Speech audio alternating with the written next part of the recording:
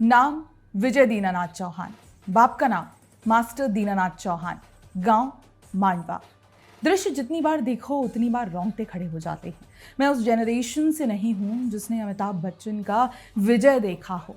मेरे लिए तो विजय दीनानाथ चौहान हमेशा ऋतिक रोशन ही रहेगा और मानना पड़ेगा उनकी एक्टिंग टॉप नॉच थी। लेकिन जब मैंने इस गणपति विसर्जन वाले सीन को दोबारा ध्यान से देखा तो एक सवाल बार बार मन में आया, क्या आपने गौर किया है बॉलीवुड की ज्यादातर फिल्मों में गणेश उत्सव या विसर्जन का सीन सिर्फ भक्ति या उत्सव नहीं होता, वो एक रिवेंज प्लॉट का बैकड्रॉप होता है।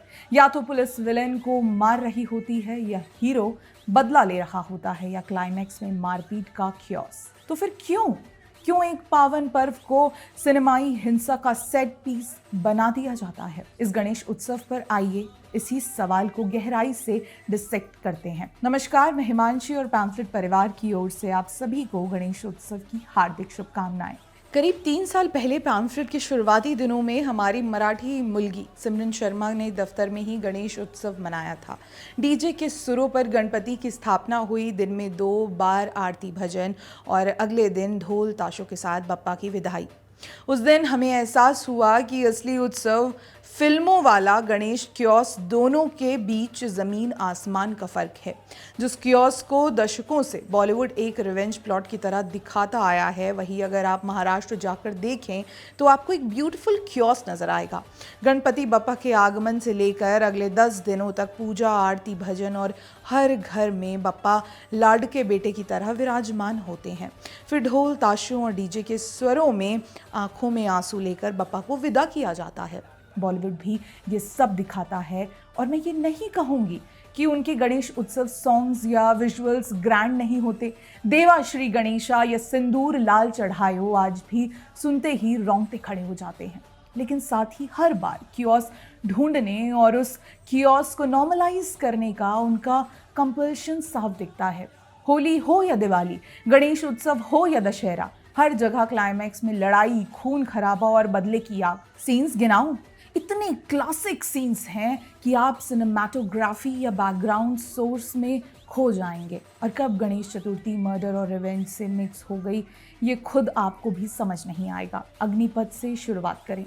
देवाश्री गणेशा आज भी कल्ट है, लेकिन विसर्जन के कियोस्क के बीच हीरो पर मर्डर अटेम्प्ट, वही आइकॉनिक डायलॉग, नाम विजय दीनानाथ चौहान। प्लॉट में इसे डालना क्या जरूरी था? क्या फिल्म मेकर्स ये कह रहे थे कि विसर्जन मर्डर का परफेक्ट कवर है? और जब हीरो विलन को मारता है उसी वक्त बैकग्राउंड में गणपति बप्पा की मूर्ति, ये सॉफ्ट सिग्नलिंग नहीं तो और क्या है? अब आते हैं वास्तव पर। सिंदूर लाल चढ़ायो एक पारंपरिक मराठी आरती जिसे वास्तव ने नेशनल फेम दिया, लेकिन इसी आरती के दौरान पुलिस डेड फूटिया का फेक एनकाउंटर कर देती है और कट टू गणपति की मूर्ति। डेड फूटिया की मौत पूरी फिल्म का टर्निंग पॉइंट बनी, लेकिन उस इमेजिनरी की कीमत पर। सत्या एक कल्ट क्लासिक, गणपति विसर्जन के दिन बीच पर भीड़ के बीच भीखू महात्रे पॉलिटिकल राइवल का मर्डर करता है।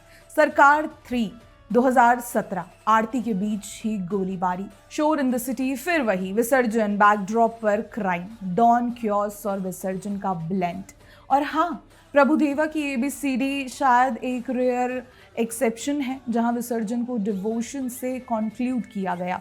हालांकि बीच में वही मार धाड़ कंपल्सरी थी, लेकिन ये सिर्फ गणेश चतुर्थी तक सीमित नहीं। याद है डर, होली के दिन ऑब्सेशन और स्टॉकिंग का सबसे डरावना scene. Holi is equal to molestation, Ganesh Chaturthi is equal to murder. और विलेंस ने रावण दहन तक नहीं छोड़ा। हर त्योहार, हर उत्सव, हर धार्मिक कॉन्टेक्स्ट, क्यों बार बार क्योस, ब्लडशेड और ट्रॉमा से जोड़ा गया? चलिए एक और एग्जाम्पल, छैया छैया का लिरिक्स में मेरा नगमा वही, मेरा कलमा वही जैसे शब्द आते हैं जहां इश्क और स्पिरिचुअलिटी का मेल हो। लेकिन जब बात आती है हिंदू त्योहारों की तो सिनेमैटिक बैकड्रॉप हमेशा मर्डरस बना दिया जाता है। तो आखिर क्यों बार बार एक ही टेम्पलेट? इसका जवाब सिर्फ क्रिएटिव लिबर्टी नहीं है, इसकी राजनीति का उत्तर इतिहास के गहराइयों में छिपा है। गणेश उत्सव हमेशा से ऐसा नहीं था जैसा आज हम देखते हैं। भव्य पंडाल, झांकी, रोशनी और ड्रम ताशों का शोर। एक समय था जब बप्पा केवल घर घर में पूजे जाते थे, निजी स्तर पर शांति और सादगी से। लेकिन 19वीं सदी के आखिरी में एक मोड़ आया जिसने इस उत्सव को घर की चार दीवारी से निकालकर गली मोहल्लों और चौराहों पर पहुंचा दिया। और उस मोड़ का नाम था लोकमान्य बाल गंगाधर तिलक। तिलक ने जब गणेश उत्सव को सार्वजनिक करने का विचार दिया तो वो कई धार्मिक सुधारक की तरह नहीं सोचते थे। उनके मन में साफ राजनीतिक और सामाजिक गणित था। ब्रिटिश सरकार की डिवाइड एंड रूल नीति ने हिंदुओं और मुसलमानों के बीच एक खाई पैदा कर दी थी। 1890 के दशक में ब्रिटिश गवर्नर लॉर्ड हैरिस ने बकायदा एक आदेश जारी किया कि हिंदू किसी मस्जिद के पास अपने त्योहारों में संगीत नहीं बजा सकते, लेकिन मुसलमान अगर मंदिरों के सामने जुलूस निकालते रोक टोक नहीं होगी। अब सोचिए, स्पष्ट पक्षपात। 1894 में पुणे की गलियों में यही पक्षपात खुलकर दिखा जब तुकाराम पालखी की यात्रा पर हमला हुआ। तनाव बढ़ने लगा, झगड़े होने लगे। तिलक इस सबको चुपचाप नहीं देख रहे थे। उन्होंने अपने अखबार केसरी, मराठा और वैभव में खुलकर लिखा कि अगर हिंदू समाज को अपनी शक्ति और एकता दिखानी है तो उसे अपने देवता के सम्मान में सड़क पर उतरना होगा। पूजा घरों तक सीमित क्यों रहे? क्यों ना बप्पा को गली गली, चौक चौक लाया जाए। यहीं से गणेश उत्सव ने नया रूप लिया, प्राइवेट डिवोशन से पब्लिक एक्सर्टेशन का। लेकिन ध्यान रहे, तिलक का मकसद केवल धार्मिक नहीं था। उनकी नज़र में गणपति एक ऐसा सोशल एडहेसिव बन सकते थे जो पढ़े लिखे, अनपढ़, अमीर, गरीब सबको जोड़ सकता था।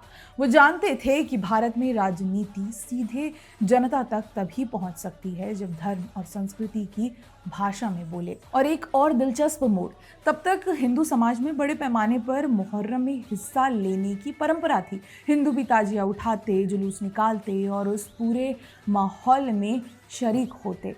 तिलक ने उस रिलीजियस एनर्जी को रीडायरेक्ट किया। अगर इतनी ताकत है जुलूसों में तो उसे अपने देवता और अपनी पहचान के लिए इस्तेमाल करो।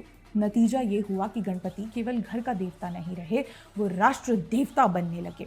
अंग्रेजों को ये सीधी चुनौती थी क्योंकि पहली बार हिंदू मासेस एक सार्वजनिक प्लेटफॉर्म पर इकट्ठे हो रहे थे। ये आंदोलन इसलिए भी ज़रूरी था क्योंकि कांग्रेस अपनी राजनीति और हथकंडों के बावजूद ज़मीनी स्तर पर हिंदुओं में एकता पैदा करने में नाकाम रही।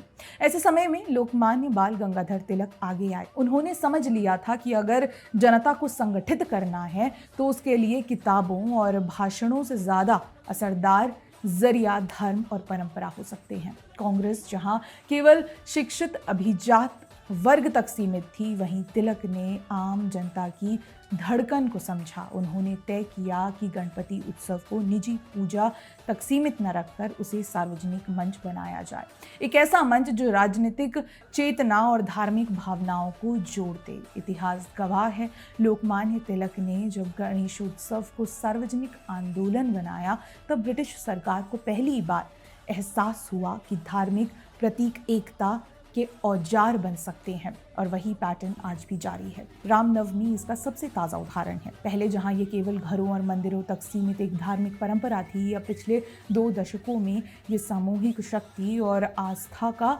सार्वजनिक प्रदर्शन बन गया है। गांव से लेकर महानगर तक हजारों की संख्या में लोग शोभा यात्राओं में शामिल होते हैं। हाथों में भगवा ध्वज, राम के नाम के जयकारे और भक्ति का उत्साह। लेकिन जैसे ही ये दृश्य सड़कों पर आता है, नैरेटिव बदल जाता है। मीडिया और कुछ राजनीतिक ताकतें उसी उत्सव को उकसावा, प्रोवोकेशन, यहाँ तक कि दंगा भड़काने का जरिया कहने लगती है। सवाल ये है, क्यों? क्या सिर्फ इसलिए कि हिंदू आस्था का एकीकृत और दृश्यमान रूप सामने आता है? हर साल यही पैटर्न दोहराया जाता है। एक जगह रामनवमी का जुलूस निकला तो तुरंत कम्युनल क्लैश की हेडलाइन, कहीं बजरंग दल या स्थानीय यूथ शामिल हुए तो उसे मिलिटेंट बता दिया जाता है। पर क्या कभी किसी ने ये सवाल किया कि धार्मिक जुलूसों पर पत्थरबाजी क्यों होती है, या फिर क्यों हमेशा मेजॉरिटी के उत्सव को ही लॉ एंड ऑर्डर प्रॉब्लम बनाकर पेश किया जाता है? रामनवमी का जुलूस उसी तरह बदनाम करने की कोशिश है जैसे कभी गणेश उत्सव के क्योस को बॉलीवुड ने मर्डर रिवेंज प्लॉट में तब्दील किया था। यहाँ भी मकसद वही है, भक्ति और एकता की सामूहिक ऊर्जा को अपराध और हिंसा के साथ जोड़ देना। और यही फर्क है, जहां गणेश उत्सव को अंग्रेजों के ज़माने में सामूहिक शक्ति की वजह से कर्टल करने की कोशिश हुई, वहीं आज रामनवमी और हनुमान जयंती को इस नैरेटिव से घेरा जा रहा है कि ये हिंदू एकता नहीं बल्कि दंगा है। यानी हथकंडे वही, बस ज़माना बदल गया। आप गौर कीजिएगा, पैटर्न साफ है। इतिहास में अंग्रेज़ों ने कोशिश की कि हिंदू एकता के प्रतीकों को या तो दबाया जाए या फिर बदनाम किया जाए। आज वही काम नए औपनिवेशिकों का गठजोड़ कर रहा है। बॉलीवुड, मीडिया और पॉलिटिकल इकोसिस्टम, बॉलीवुड का रोल इसमें सबसे विजिबल है। जब भी कोई बड़ा हिंदू उत्सव स्क्रीन पर आता है तो उसके बैकड्रॉप में या तो खून खराबा होगा या अपराध। होली तो इनके लिए मॉलेस्टेशन और स्टॉकिंग का फेस्टिवल है। डर और सिलसिला जैसी फिल्मों में यही नैरेटिव बना। गणेश चतुर्थी इनके लिए रिवेंज का बैकग्राउंड है। अग्निपथ, वास्तव, सत्या, हर क्लासिक में एक ही कहानी। अब रामनवमी और हनुमान जयंती के प्रोसेसन्स पर भी यही लेबल चिपका दिया गया है, लॉ एंड ऑर्डर प्रॉब्लम। और ये सब सिर्फ क्रिएटिव चॉइस नहीं है, इसके पीछे पॉलिटिकल कंपल्शन है। असल डर ये है कि जब हिंदू समाज अपनी पूरी शक्ति और सामूहिकता से सड़कों पर उतरता है तो उसकी एनर्जी सिर्फ पूजा पाठ तक सीमित नहीं रहती, वो राजनीतिक चेतना में भी बदल जाती है। और ये चेतना किसी भी वोट बैंक पॉलिटिक्स के लिए सबसे बड़ा खतरा है। मीडिया भी इसमें बराबरी का पार्टनर है। अगर जुलूस पर पत्थरबाजी होती है तो हेडलाइंस ये होती हैं, रामनवमी वॉयलेंस, यानी ब्लेम उसी पर जिसने पर्व मनाया, विक्टिम को आरोपी बना देना। ये आज चलने वाला सबसे पुराना पैटर्न है। नतीजा वही सॉफ्ट सिग्नलिंग जो फिल्मों में दिखाया गया कि हिंदू आइडेंटिटी अगर पब्लिक स्पेस में दिखेगी तो उसका इमीडिएट एसोसिएशन क्राइम, ब्लडशेड और क्योस से ही होगा। ये सिर्फ परसेप्शन वॉर नहीं है, ये एक तरह से कल्चरल इंजीनियरिंग है, ताकि अगली पीढ़ी जब अपने ही त्योहारों को देखे तो उसमें गर्व नहीं बल्कि गिल्ट और फेयर महसूस करे। यही नैरेटिव सबसे तेज असर करता है उस एजुकेटेड अर्बन वर्ग पर, वही वर्ग जो ग्लोबल कल्चर कंज्यूम करता है, नेटफ्लिक्स पर दिवाली को लाइट्स एंड योगा के साथ देखता है। लेकिन बॉलीवुड और मीडिया से वही दिवाली पॉल्यूशन, होली हरासमेंट, गणेश उत्सव क्योस और रामनवमी वॉयलेंस के रूप में रजिस्टर करता है। ये लोग खुद को एपॉलिटिकल और प्रोग्रेसिव कहेंगे, मगर असल में उनकी इमेजिनेशन कॉलोनियल हैंगओवर और बॉलीवुड फ्रेम्स से बनी होती है। यही कारण है कि जब भी सड़क पर ढोल ताशे की गूंज या सैफरन फ्लैग्स दिखते हैं, इनसे सबसे पहले मेजॉरिटेरियन थ्रेट्स महसूस होता है। कल्चरल फेस्टिवल्स जो यूनिटी और डिवोशन के प्रतीक हैं, इस वर्ग की नज़रों में लॉ एंड ऑर्डर क्राइसिस या बैकवर्डनेस के सिंबल बना दिए जाते हैं। और यही सबसे सब्टल लेकिन सबसे खतरनाक मैनिपुलेशन है। और इसमें डीजे और हमारी अदालतों का भी बड़ा हाथ है। गणेश उत्सव हो या कावड़ यात्रा, डीजे को तुरंत अनएजुकेटेड, नॉइज पॉल्यूशन से जोड़ दिया जाता है। हर साल हाई कोर्ट का कोई ना कोई आदेश आ ही जाता है कि डीजे बंद। इस वर्ष भी मुंबई में गणेश उत्सव के दौरान डीजे का इस्तेमाल वर्जित है। वजह वही नॉइस पॉल्यूशन। अब सच कहूँ तो मैं चाहती हूँ कि डीजे बजे और जोर से बजे। बप्पा का आगमन तो शोर शराबे और उमंग से ही होना चाहिए। सवाल ये है कि दिक्कत तब क्यों नहीं होती जब न्यू ईयर की रात 3 बजे तक पब में डीजे बजता है, या क्रिसमस ईव पर लाउड पार्टियां होती हैं। धार्मिक डीजे से ही क्यों समस्या है? पर ये भी एक दो धारी तलवार है। पहला तो डीजे होना चाहिए, वरना नाचेंगे कैसे? लेकिन अगर डीजे नहीं होगा तो लोग दोबारा अपने असली रूट्स की तरफ लौटेंगे। ढोल ताशे की तरफ झुकाव होगा और सांस्कृतिक पुनर्जागरण होगा। शायद इसलिए ये बंदिशें कभी कभी अपने ही लोगों को अपनी असली पहचान की तरफ धकेल देती है। आखिर में बात साफ है, बॉलीवुड के पर्दे पर हो या अदालतों और मीडिया के पन्नों पर, हर जगह हिंदू उत्सवों को क्योस, वॉयलेंस और क्रिमिनलिटी से जोड़ने की एक संगठित कोशिश दिखती है। लेकिन इतिहास गवाह है कि उसी उत्सव हमारी एकता, हमारी जड़ों और हमारे रेजिस्टेंस के प्रतीक रहे हैं। लोकमान्य तिलक ने जब गणेश उत्सव को सार्वजनिक किया था तो उनका मकसद था हिंदू समाज को बांधना, उसकी सामूहिक शक्ति को जगाना। आज भी वही मकसद जिंदा है, बस चेहरे और तरीके बदल गए हैं। तो सवाल ये नहीं है कि गणेशोत्सव, रामनवमी या कावड़ यात्रा शोर मचाते हैं। असली सवाल ये है कि क्या इन उत्सवों का शोर सत्ता और नैरेटिव को इतना परेशान करता है कि हर बार इसे क्रिमिनलाइज करना जरूरी हो जाता है। और सच यही है, जितनी कोशिशें इन उत्सवों को कलंकित करने की होंगी, उतना ही हिंदू समाज अपनी सांस्कृतिक स्मृति और धार्मिक उत्साह के साथ मजबूती से खड़ा होगा। बप्पा का आशीर्वाद क्योस में नहीं, उसी भक्ति और शक्ति में छुपा है, जिसे बार बार दबाने की कोशिश की गई और जो हर बार और ऊंची आवाज में लौट कर आई। इसी बात पर मेरे साथ एक बार जोर से बोलिएगा, गणपति बाप्पा मोरया, मंगल मूर्ति मोरया।